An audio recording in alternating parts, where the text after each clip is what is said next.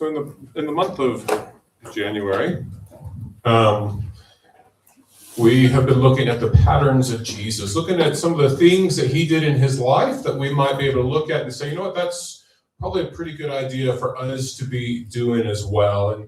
And sometimes we talk about these as the spiritual disciplines, the things that we can do in our faith that will help us grow, help us to be encouraged, help us to understand God better, to hear from him better. And so that's what we've been talking about so far. And we've talked about a number of things of like having times of solitude, just getting away, looking at the Sabbath and having a time, a break. That yes, it is part of that is connecting with God through church and those sorts of things, but also just a Sabbath, a rest. That's what Sabbath literally means, so a break. And then last week we started looking at the idea of simplicity. And so we looked at possessions. And so today we're going to go a little bit more into looking at, okay, a simple life is not just about having less or viewing your possessions better. It is actually also about what we spend our time doing, how we spend our, just being able to slow down.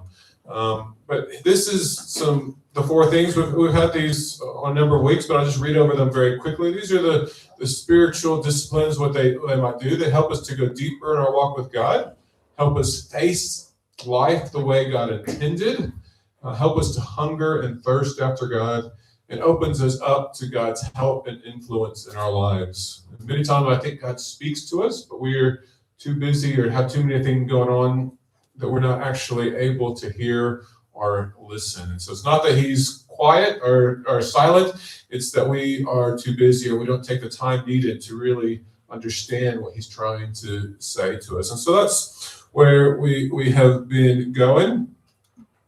And as I said last week, we talked about the simplicity of possessions. And part of that is, yes, maybe sometimes we have too much stuff. And because if we have too much stuff, it pulls our attention, it pulls our focus on those things. But yes, it is good to probably look through our stuff and get rid of some things. I don't know about you, but I could probably go home and load a trailer loaded to of stuff that I probably don't need. Is anyone else in the same, and we just give it to somebody who might need it? Yep. So I'll just take my trailer to each of your house and here this week, just one at a time, and I'll take some stuff off of you and we'll find somebody who needs it.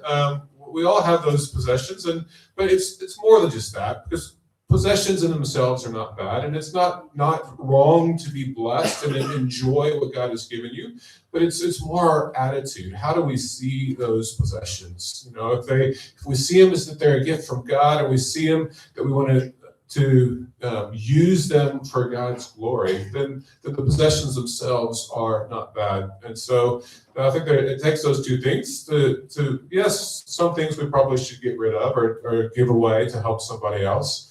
But it's more the way we see those possessions and how we use them, and understanding that none of those things will go with us in the next life, right? The whole idea, you can't take a trailer to heaven, so full of your stuff. So what our perspective and our attitude should be on heavenly things. That's what Matthew 6 tells us, to store up treasures in heaven, not here on earth. And so our focus needs to be, okay, yes, I have my possessions, but how do I use them for God's glory? How am I thankful to God for them? And so that was possessions. And today we're talking a bit about simplicity of time. Who wishes they had more time? More time in the week, more light in the day. The problem is, if we had more light in the day, we'll just keep working, won't we? And so it's not like we'd really slow down. But most of us wish we had more time, or at least more time to do the things that we want to be doing, as opposed to laundry or doing the house or working at work. We want more time to do other things. And so today we're going to be looking at that. In our passage today from Luke 24, this is right after Jesus has been resurrected. And so he's lived his life, had 3.5 years of ministry. He went into Jerusalem. They crucified him. He was in the tomb for 3 days. He rose after those 3 days, and this is that period before he ascends to heaven. And you think about Jesus, he'd have lots of different things that he could be doing, right? But what does he do? He spends time just to walk with two disciples, two of his followers, and he walks with them to a village called Emmaus, about 7 miles, which my trusty Google tells me is 11.3 kilometers. So that's a little bit easier for you to figure out. So to walk 11.3 kilometers, depending on the terrain, would probably take 2 to 3 hours, all right? If you walk at a decent rate. And so if you're walking that time, so that's 2 or 3 hours, and Jesus is just there. There's all kinds of things he could be doing, but he spends time with just these 2 men to walk with them, to listen to them at first, and then to explain who Jesus was based on the Old Testament, the law and the prophets, showing about why Jesus must suffer, what he must do. And so he's spent that time, he slowed down and spent that time with them. And if we think about Jesus' life, I would say, if when I read through the Gospels, it sounds like he has a pretty busy life. Is that the way you read the Gospels? Crowds are swarming him, he's teaching, people are following him around, but yet he still found time to slow down. So here's just a few times.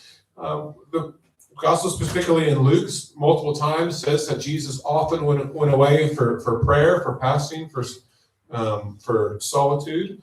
And so Jesus would make sure life wasn't so busy that he missed out on just slowing down, doing the things that he needed to do to refresh himself, to restore himself. Much of his time was spent in investing in just 12 men. Right? And I know there were other followers, and those were the 12 disciples. Yes, there were a lot of women as well that had followed him, that learned and were there at the end. But most of his time was spent with just these 12 men. And there were lots of times where he'd teach large crowds, and he'd go away with just them and have a lot of patience with them. When they're like, Jesus, you said this today, but it's a big, real head scratcher. I don't really know what that meant. And he would take time to explain it to him. So he invested in these 12 men. And when you think about all the different people he could have invested in, and lots of different people, but which is those 12 men, and obviously we know one of them, Judas, ended up betraying him. So those 11 men, think of how the gospel message has continued to spread from these few people to now worldwide understanding of who Jesus is, while obviously lots more work still to do to share the gospel with others. But just by investing in these few people, the Christian movement, Christian message has spread around the world through them. I just think of the time where Jesus was on his way to try to, someone invited him to heal one of their children, and that child was unwell. And what did he do? Did he rush to get there?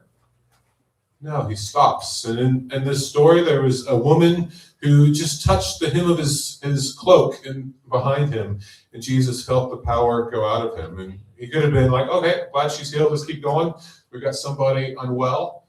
But no, he stopped and interacted with her and talked with her and showed that he cared about her. He, even in the busyness that was Jesus's ministry, he just took that time to slow down and care for the people around him, and made sure that he didn't miss opportunities. And so we see Jesus doing this throughout in our lives. Most of us would say we are busy. And I've said it before from the front, if I say, how are you going? How's your week? You either say fine, good, or busy, right? And I need to start doing a little tally, get a little pocket note and just say, okay, how many times do people say busy? But we are busy people. So how do we follow some of Jesus' examples to slow down? So why do we think we have trouble slowing down? The first one's on there. I think some of it's linked to being busy with our possessions. So if we have the wrong idea of our possessions and our whole life is about getting more possessions and needing a better job so I can get a better car and a bigger house, and if once you get on that idea, we have trouble slowing down. And the world is telling us that that's what you need, right? When you look at a car commercial, they're trying to sell you that car. They're not just saying, just in case you happen to need it. No, and you can drive this car and be able to go anywhere you want to go. Some of the slogans are trying to get you to get it and want those things. So it can be linked with our possessions. The world just pulls us into busyness, right? There's so much to do, so many things that are a lot of times good things, right? You've got sport, you've got school activities, you've got volunteer activities.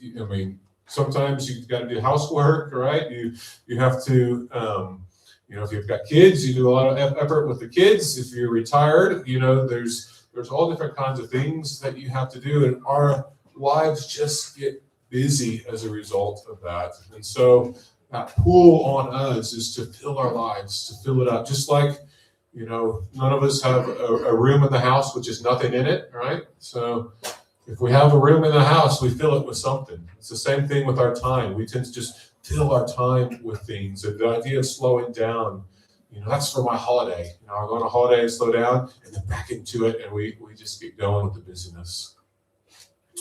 There's lots of good things to do, right? Most of us, if we looked at our time, what we're spending it, there's a lot of good things we want to do. A lot of good things we can be doing.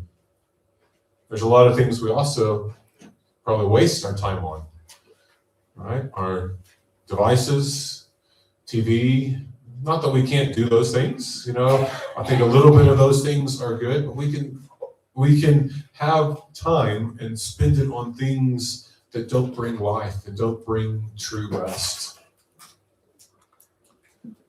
We have trouble saying no. So I'm a bit of a yes man.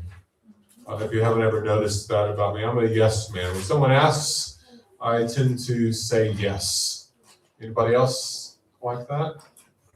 Who's really good at just saying no? Is there anyone here that would just say, I'm good at saying no? We got one in the back. Yep, good. Yeah. Most of us struggle to say no because we let people down. And it kind of goes with the one right above it. There's a lot of good things we could be doing, right? I could fill my day completely full of good things to do, right? But sometimes that's a good thing that might be done, but it's actually detrimental to ourselves, detrimental to our families, detrimental to our own well-being if we cannot say no when we need to. Obviously, I'm not talking about church things. You always say yes when I ask you for church things. But other things, I'm just kidding. We need to say no, even to good things, even to things that, you might look at and say, I don't know why I need to say no to this, but something inside me says, I've just got too much on. Maybe you need to say yes to something, but that means you should say no to something else. So you need to trade off what you're doing. And so, we have trouble doing that. I think sometimes busyness makes us feel productive. Right? I like to be at the end of my day and say, I got a lot accomplished today. I look at my to-do list and there's a lot of crosses off on it, right? I said it before, I like to cross things off lists. So if Beck wants me to do something, it's best for her to put it on a list because it's much more likely to get done than if she just asks, right? Because I want to cross it off. And so our struggle with wanting to feel like we've accomplished something, and sometimes we need to change our perspective on what is actually productive, right? But maybe it is productive to go home this afternoon and have a 2-hour nap. Yep, someone over there. I didn't hear who it was, but Tim, was that you? Yeah, that makes sense. Sometimes we just need to slow down, and that's what is going to be productive for us and helpful in our lives. And it's not about, avoiding responsibilities, because we all have responsibilities. We need to work and do a good job. We need to provide for our families. There's only so long you can not do dishes before you need dishes to eat, so there are things we have to do, but we need to find ways to slow down and follow this pattern of Jesus of, yes, busyness times, but finding times when he can slow down.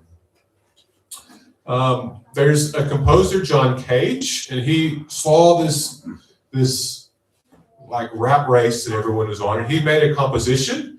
It's actually titled 4 minutes, 33 seconds, and he made it to help with busyness. I'm just going to play part of it right now, just maybe the first 10 seconds. You ready?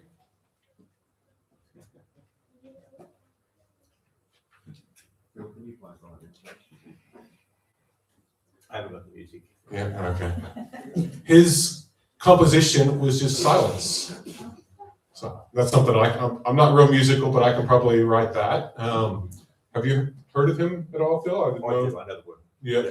It's actually it's printed part in the specific times we've returned it back. But it's about it's more than just silence. It's about the audience's reaction to it. We're not good with silence. We're not good with things being slow. If I played, instead of the first 10 seconds, if I played the first minute of that song, obviously I don't have pages to turn, but I think at some point in there, people in the audience, unless you're falling asleep, would be like, okay, this is getting long. It's a long bit of silence. We struggle to slow down. Who here is just really patient in long lines?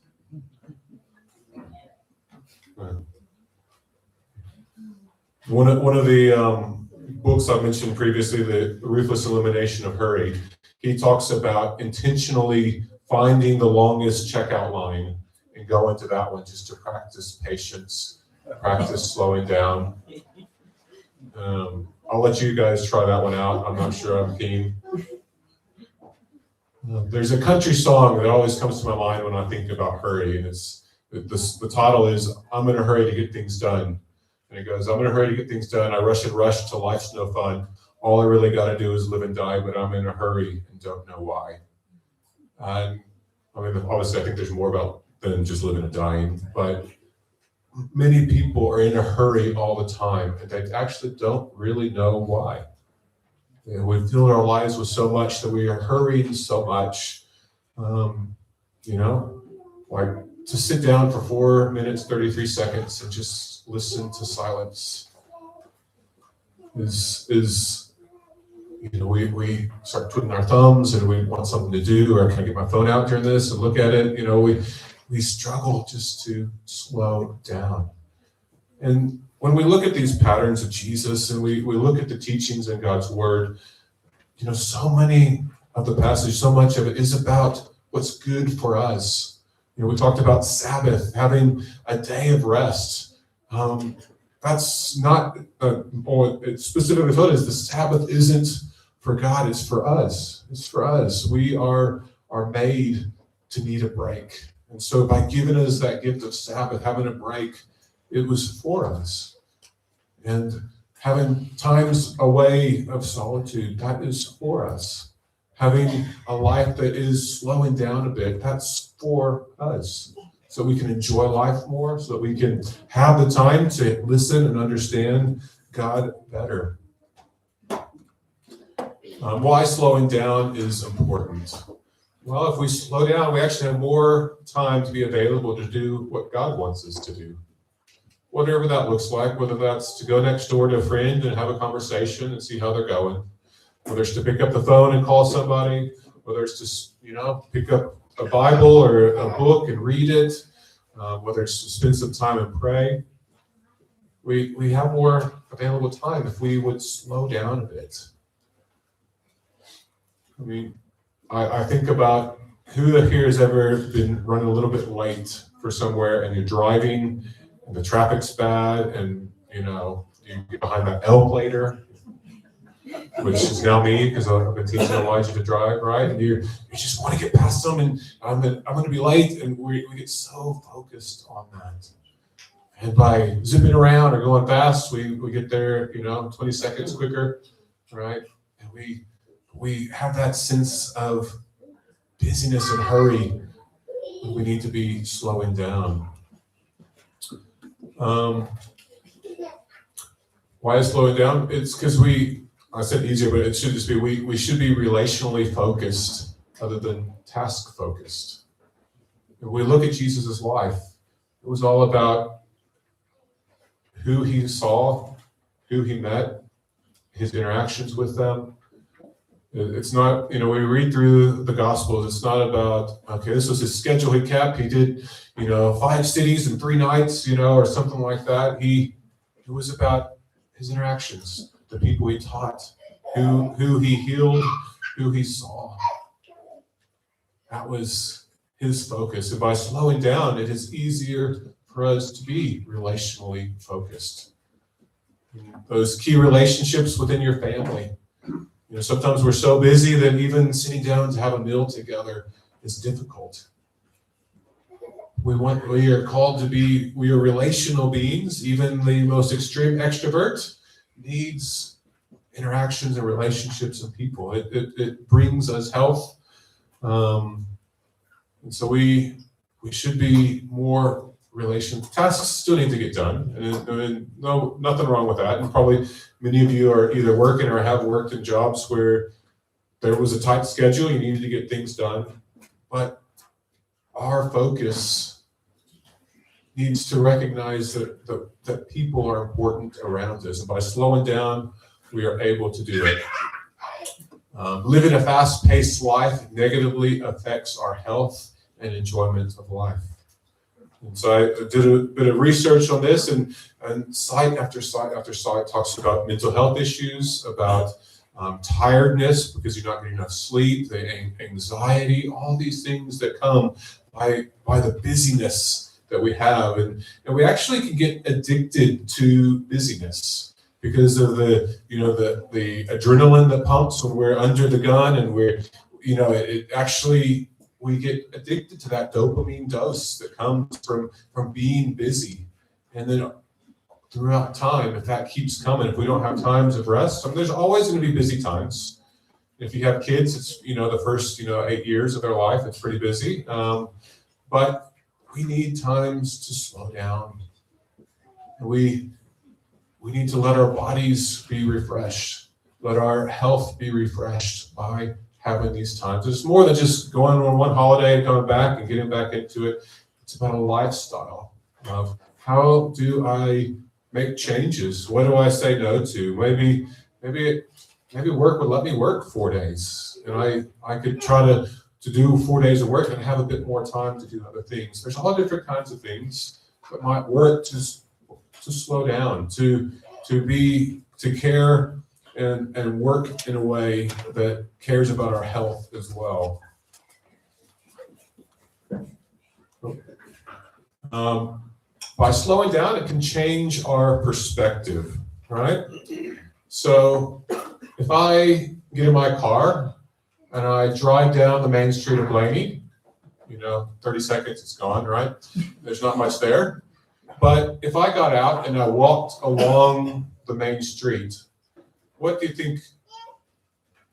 Do you think I would notice more by walking than by driving? Yeah. Definitely. When we slow down life, we can change some of our perspectives. We take the time to as they say, smell the roses, or we take the time to notice things. And I just noticed my neighbor hasn't been outside in a little while, and I should go talk with them and see how they're going. Or I noticed I saw somebody's birthday. I would actually make the time to give them a call, not just send them a Facebook message, right? So you got a real quick glimpse of it, but I've got an image for you to look at. I'm just going to give you a very quick time and see how much you notice of it. Okay. So we did that quite fast. What did you notice in that photo? His eyes. His eyes? Yeah. Oh, it was a person. Nose. It was a person. In the eye. In the eye. It was a person in the eye. Who saw people in the eyes? Did anybody not see the large face and only saw smaller things? I know it was very quick. I'll come back. So it's the nativity scene in the face of Jesus. And I'm not a real artsy person, kind of like I'm not a real musical person as far as talent. I enjoy both of them, but I'm not good at them. But good art is an art that you can spend time thinking and processing, but it takes time to look through. And there are lots of things in life that we actually need time to process, to think through. And, you know, if I look through this photo really quick, we kind of saw there's something strange with the eyes. It looked kind of like a face, but we didn't catch the full picture. And life, when we are filled with hurry, filled with the busyness, then we miss a lot of things. And from the same book, The Ruthless Elimination of Hurry, I'm just going to read a quote. It says, "If we can slow down both the pace at which we think and the pace at which we move our bodies to the world, maybe we can slow down our souls to a pace at which they can taste and see that the Lord is good." Busyness can make it difficult, not impossible. There's lots of people who are busy, who love the Lord and are serving Him. But are there better ways to do it? Would we have more peace, more joy if we slowed down? Would we better be able to hear from the Lord and serve Him if we balanced, got our priorities straight? And the reason I wanted to preach about these spiritual disciplines now is it kind of helps us set up the way we want to do our year. And I don't know about you, as we've gone through them, each one I kind of, oh, that's pretty good. We talk about solitude. Oh, I'd love to have some time just to myself, and in times of solitude, I'm in a Sabbath, having a true rest. That sounds great. Fasting, well, we'll skip that one. But most of these spiritual disciplines, yes, we should fast. I'm just making a joke, but these spiritual disciplines are God's way of helping us connect with Him. His way of helping us to have a balanced life of serving Him, so we can do it in peace and with joy. By slowing things down, we are able to see things a bit clearly, be able to process things as they come, and open to have the time to serve God. So I don't know what your life is like, how much you have on, but maybe is there something you need to say no to, or priorities you need to change so that you can slow down a bit? Are we trying to fill too much in? Are we working too hard? And we're supposed to be people who know what an honest day's work is. The Bible tells us to work, do everything we do for the glory of God. But we can go too far. We can push too much. And that's not the way God designed us to live in a long-term time. Jesus came to earth for a specific purpose, to die for our sins, to repair the relationship with God. But I think He also came so that we can look at His life and see the example that He set. And that's what we've done in this month of January. I looked at His patterns, the things that He did, and tried to learn from them. It's an example that He set that, well, he's pretty good authority. He's, the Son of God. He lived a sinless life. He honored His Father. All these things. And the Bible tells us our desire should be to be like Him. So let's follow that pattern and find ways we can simplify our life, simplify what we spend our time on. Find ways just to slow down and live in a way that honors God.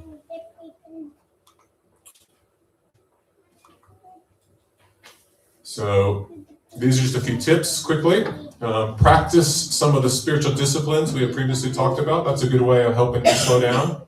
Sabbath, solitude. Practice patience. Patience goes hand in hand with slowing down. We we need patience when we slow down. Pray and seek God about what you should commit to. So don't just say yes. Take some time to pray, seek God. Also pray and ask God, are there things I need to give up? Things that are maybe good things, but that season's over so that I can have a more balanced life. And find things that you can cut out of your schedule, right? Our busy lives, and there are things that we can cut out so that we can slow down. And then prioritize our relationship with God and people. That's one of the things we can do when we have a bit slower life, a bit better schedule. So now I just want you to spend time to write down on your piece of paper, if you've got it, or think through in your head, what's one thing that maybe you learned, or one question you have, one thing to change. Maybe there's something in your schedule, or just maybe you feel challenged to take time to say, are there things that I need to give up? Are perspectives to change, priorities to change? One thing you're challenged, and ultimately what I want is God to be speaking to us. So Tim, if you want to get that timer ready, and we'll give you 1 minute to write those things down.